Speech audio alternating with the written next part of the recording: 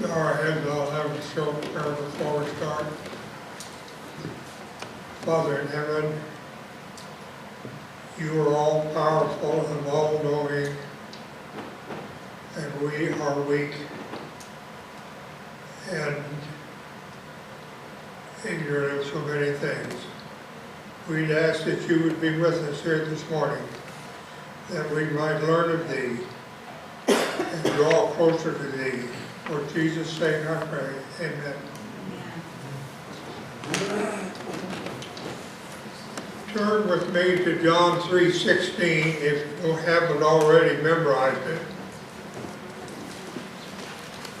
John 3:16, for God so loved the world that he gave his only begotten Son, that whoever believed in him should not perish but have everlasting life. This particular verse doesn't take into account the Christ part of the plan of salvation. Christ left a castle in heaven to come to earth and be born in a dirty stable. He left adoring angels in heaven to associate with people that wanted to kill him. And that's a hard way to go. Romans 5:8.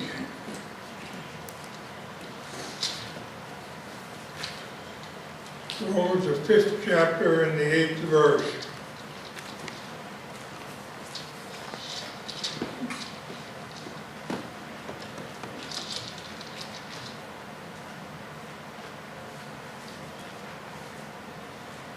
But God commended his love toward us in that while we were yet sinners, Christ died for us. We shall be saved from the wrath of him, for if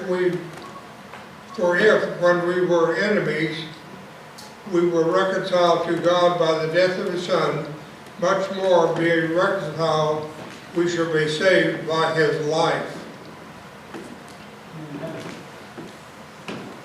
You know, in the world, we tend to love those that love us. But God loved everybody. And I have some examples here that give that out. Turn back to the first book of the Bible, Genesis chapter 4.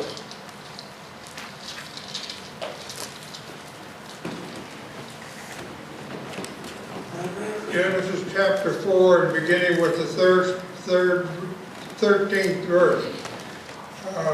This takes in that takes up after Cain had killed Abel, and that God had took him to task for that murder. And Cain said unto the Lord, my punishment is greater than I can bear. Behold, thou hast driven me out this day from the face of the earth, and from the face shall I be hid. And I shall be a fugitive and a vagabond in the earth. And it shall come to pass that every one that findeth me shall slay me. And God said, and the Lord said unto him, therefore, whosoever slayeth Cain, vengeance shall be taken on him sevenfold. And the Lord set a mark upon Cain, that lest any finding him should kill him. And Cain went out from the presence of the Lord and dwelt in the land of Nod on the east of Eden. You know that for God to compromise with Cain, when Cain asked him for favors, and he did that, and because God loved Cain, even though he was a murderer, God still loved him, and he loves everybody. Another example is the experience of Jonah. God had a tough time with Jonah. God called Jonah to go from where he was to Nineveh to preach, and instead of doing that, he got on a ship and started to go to Spain. They had a terrible storm on the Mediterranean Sea, and they thought for sure that they would die in the sea. They threw all the cargo overboard, and that didn't seem to help any. And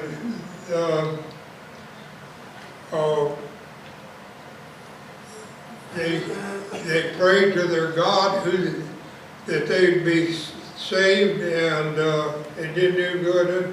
And they found Jonah asleep in the bottom of the ship, and said, "You better get up." And that we're in a terrible storm. They probably wanted him to row too, but they tried to make the shore and they couldn't do it. And finally they said, we'll cast lots, because one of us is sinning against the Lord, sinning against his God, and we'll see who it is. And so they cast lots, and the lot fell on Jonah, and he went. They still tried to bring the ship to shore, but they gave up, and they asked Jonah. He said, "Well, what shall I do?" Well, he said, "I didn't obey God, and if you throw me overboard, the storm will be over." They threw him overboard, and the storm was over. And God prepared a feast for Jonah to stay in for 3 days and 3 nights. And then that feast came to the shore and vomited Jonah up, still alive, on the shore. Certainly that was a miracle as well. And beginning with chapter 3 in the book of Jonah, "And the word of the Lord came again unto Jonah the second time, saying, Arise, go unto Nineveh, that great city, and preach unto it the preaching that I will bid thee. So Jonah arose and went unto Nineveh according to the word of the Lord. Now Nineveh was an exceedingly great city of 3 days' journey. And Jonah began to enter into the city a day's journey, and he cried and said, Yet 40 days, and Nineveh shall be overthrown. So the people of Nineveh believed God and proclaimed a fast, and put on sackcloth, and the greatest of them even to the least. And even they carried that to the king of Nineveh. And he caused it to be proclaimed and published through Nineveh by the decree of the king and his nobles, let neither man nor beast, flock or herd taste anything,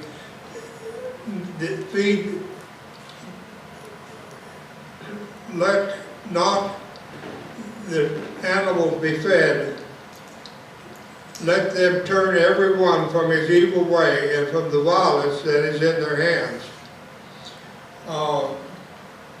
The present city of Nineveh is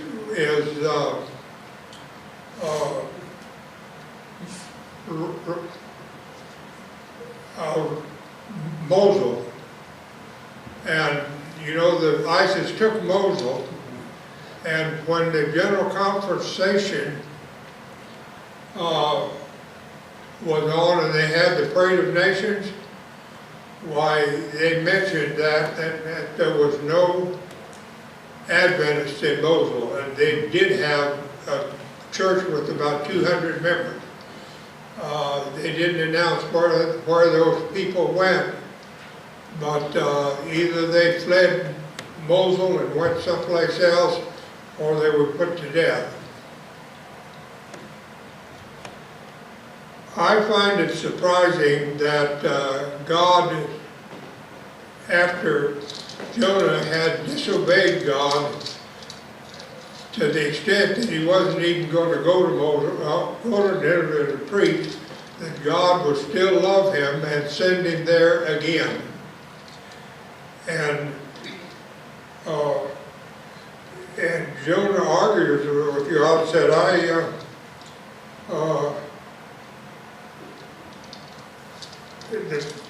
the God turned from this way of punishing Nineveh, destroying Nineveh, and that displeased Jonah exceedingly, and he was very angry, and prayed unto the Lord, I pray thee, O Lord, was this not my saying when I was yet in my country?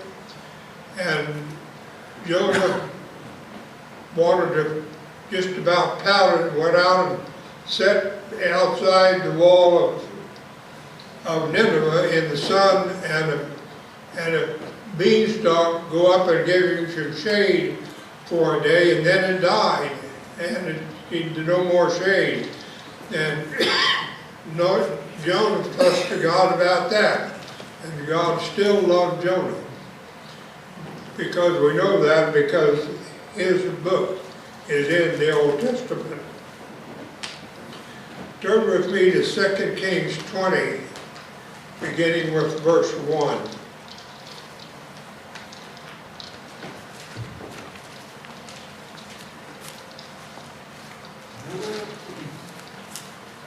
Second Kings 20 and verse 1.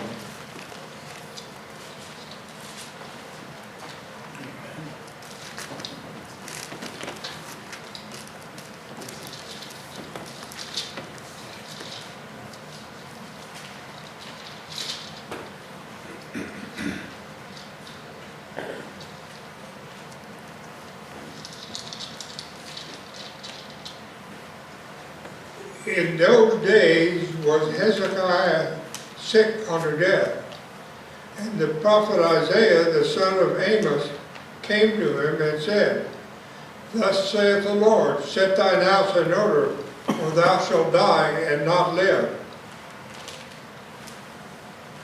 Then he turned to the wall, turned his face to the wall, and prayed unto the Lord, saying, I beseech thee, O Lord, remember now how I have walked before thee in truth and with a perfect heart, and have done what was good in thy sight.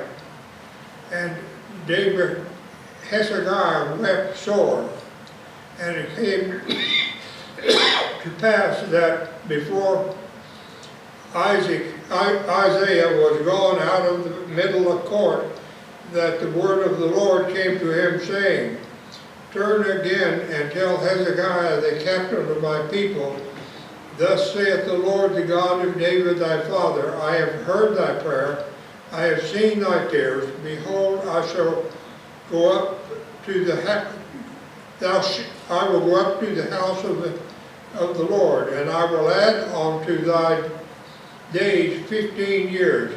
And I will deliver thee and this city out of the hand of the king of Syria. And I will defend this city for mine own sake, and for my servant David's sake. And Hezekiah said unto Isaiah, What shall it be the sign that the Lord will heal me, and that I shall go up into the house of the Lord the third day?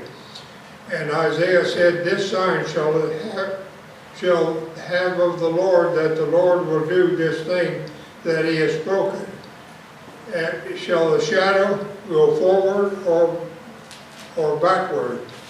And Hezekiah answered, It is a light thing for the shadow to go down 10 degrees, but let the shadow return backwards 10 degrees. And Jonah the prophet cried unto the Lord, and he brought the shadow 10 degrees backward, by which it was gone down to the dial of Ahaz.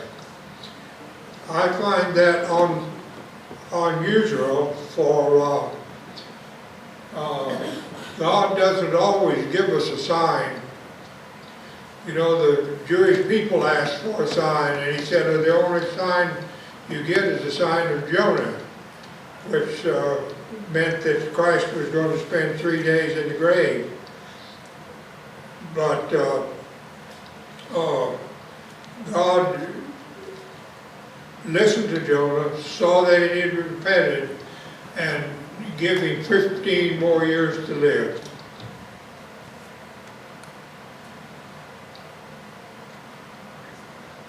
Turn again with me to 1 John 4 and beginning with verse 9.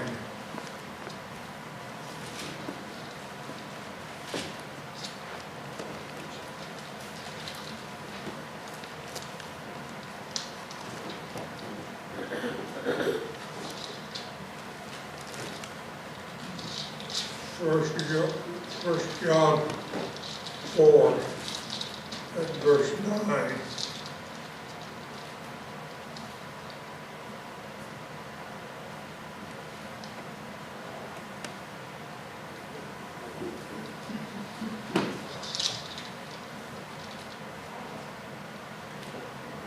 In this was manifest the love of God toward us, because that God sent his only begotten Son into the world, that we might live through him. Herein is love, not that we loved God, but that he loved us, and sent his Son to be the propitiation for our sins.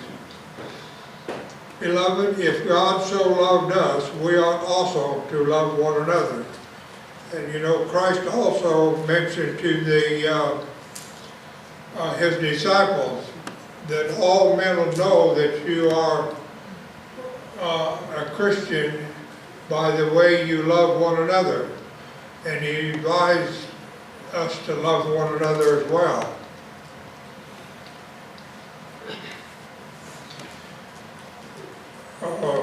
Ephesians 3, beginning with the 17th verse.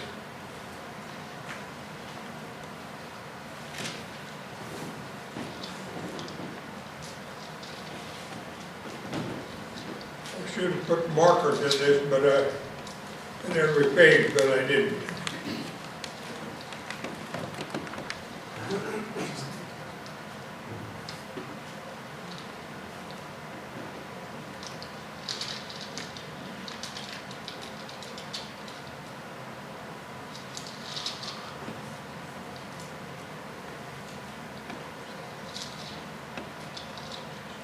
Ephesians 3, 17 to 19.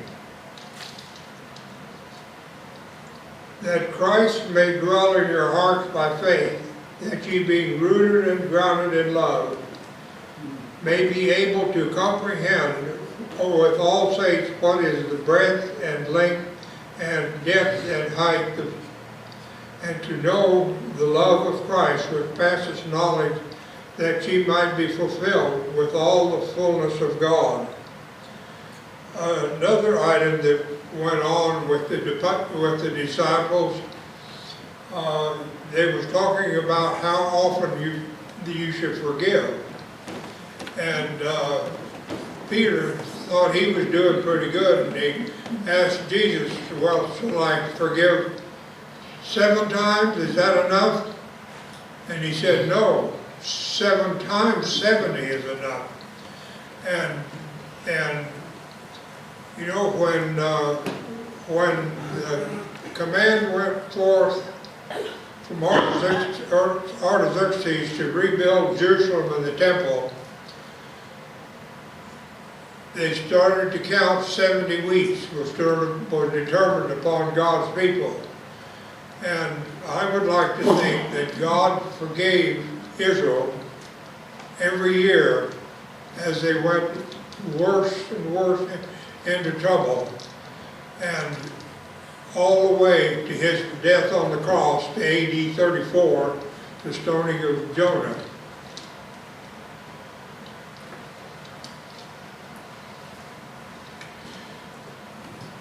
And over and above that, God waited 31 more years to allow the Romans to come in and destroy Jerusalem. God is very long-suffering, and he takes care of those he loves. Amen.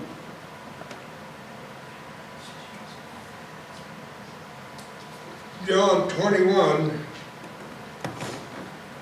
beginning with the first verse. And after these things, Joseph showed himself to the disciples at the Sea of Tiberias, and on this wise showed he himself. There were together Simon Peter and Thomas and Didymus and Nathanael and Cana in Galilee, and the sons of Zebedee, and two other of his disciples. Simon Peter saith unto them, I go fishing. And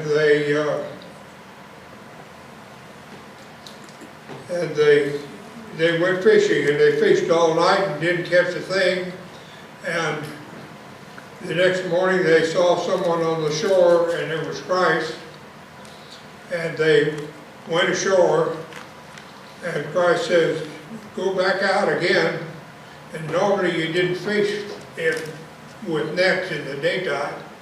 And they went out again, and they caught 153 fishes. And the nets almost broke. And after they had eaten, in verse 15, so when they had dined, Jesus said to Simon, Peter, Simon, son of Jonas, lovest thou me more than these? He saith unto him, Yea, Lord, thou knowest that I love thee. He said unto him, Feed my lambs. And he said to him again the second time, Simon, son of Jonas, lovest thou me? And he said unto him, Yea, Lord, for thou knowest that I love thee. He saith unto him, Feed my sheep. He saith unto him the third time, Simon, son of Jonas, lovest thou me? Peter was grieved, because he said unto him the third time, Lovest thou me? And he said unto him, I know, Lord, thou knowest all things. Thou knowest that I love thee. And Jesus saith unto him, Feed my sheep. Verily I say unto thee, when thou wast young, thou girdest thyself and walked whither thou wouldest. But when thou shalt be old, thou shalt stretch forth thy hands, and another shall gird thee and carry thee whither thou wouldest not. And in that sentence, Christ revealed to Peter that he also would be crucified. History has it that Peter was, when he was crucified upside down.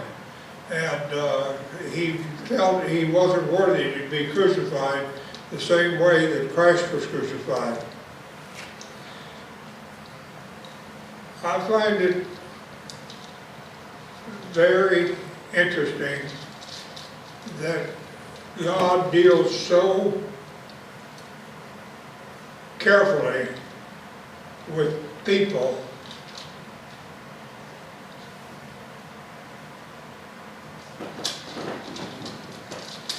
Turn with me to Lamentations chapter 3.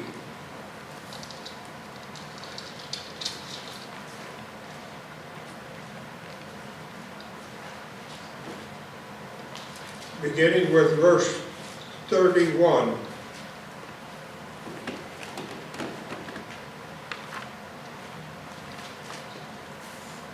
For the Lord will not cast off forever, but though he cause grief, yet will he have compassion according to the multitude of his mercy.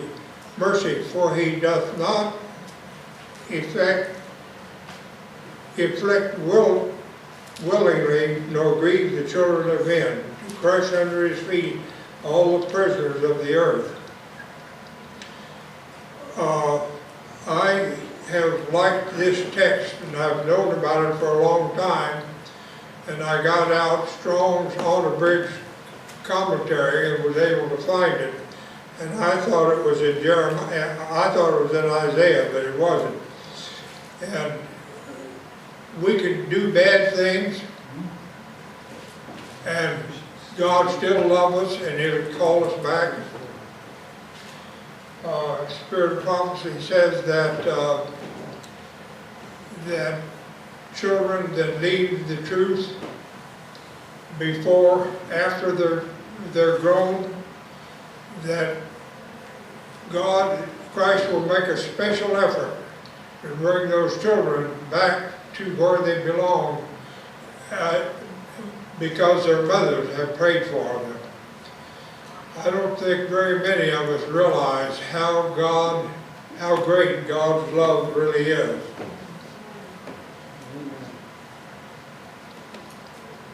Turn with me to John 14:15.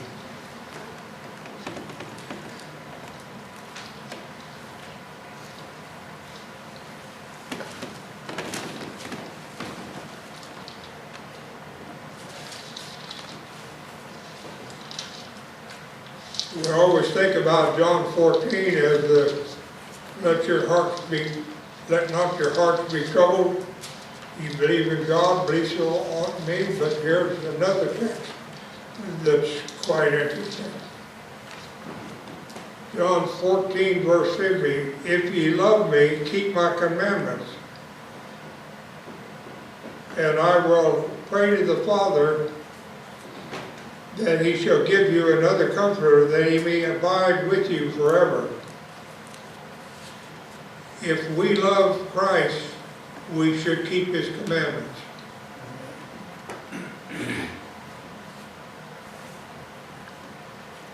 Christ was always preaching and teaching and healing.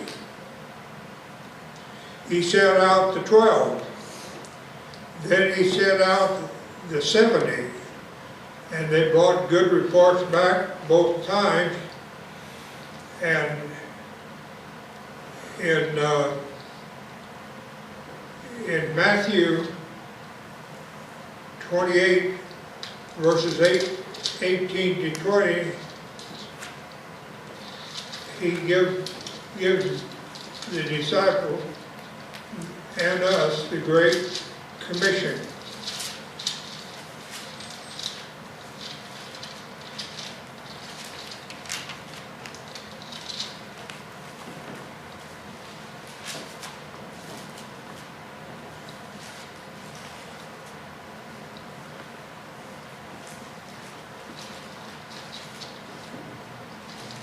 Matthew 28, beginning with verse 18. And Jesus came and spoke unto them, saying, all power is given unto me in heaven and in earth. Go ye therefore and teach all nations, baptizing them in the name of the Father and of the Son and the Holy Ghost, teaching them to observe all things whatsoever I have commanded you. And lo, I am with you always, even unto the end of the world. This kind of fits some text back in Daniel 7, where it talks about Christ coming and receiving the kingdom.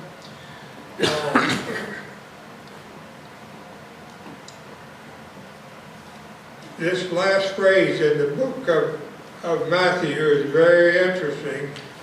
And he said, I am with you always, even unto the end of the world. So that includes us, because we're living at the end of the world.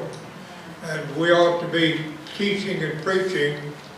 And I have noticed that some of our independent ministries have taken on other things.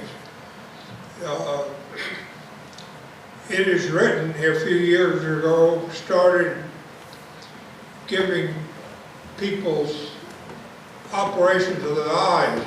In India, there are lots of people that have cataracts, and the doctor designed a method that that they could remove the cataracts and put in a plastic lens.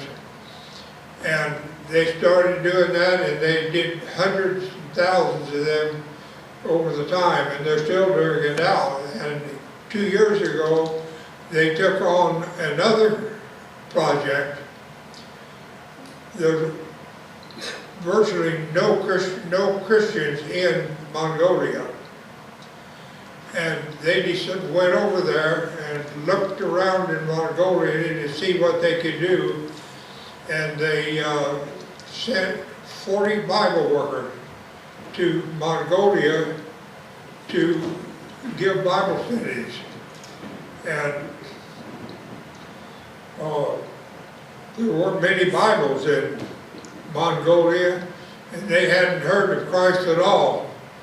But that much work is already beginning to bring fruit, and they had planned to have a large evangelistic series of meetings in Mongolia next year, in 2017. And I think the gospel goes farther and farther, but it'll go really fast if all of us get busy and work for the salvation of the souls around us. Ellen White made a statement that if we don't teach our neighbors about Christ's second coming and the problems beforehand, why, when it happens, why our neighbors will say, "You do all this and you didn't even tell us." And so that's where it is. Myself, I like to give books away, and I do that quite a bit.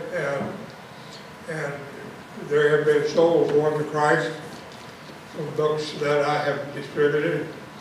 And it's my prayer that all laymen across the world will busy themselves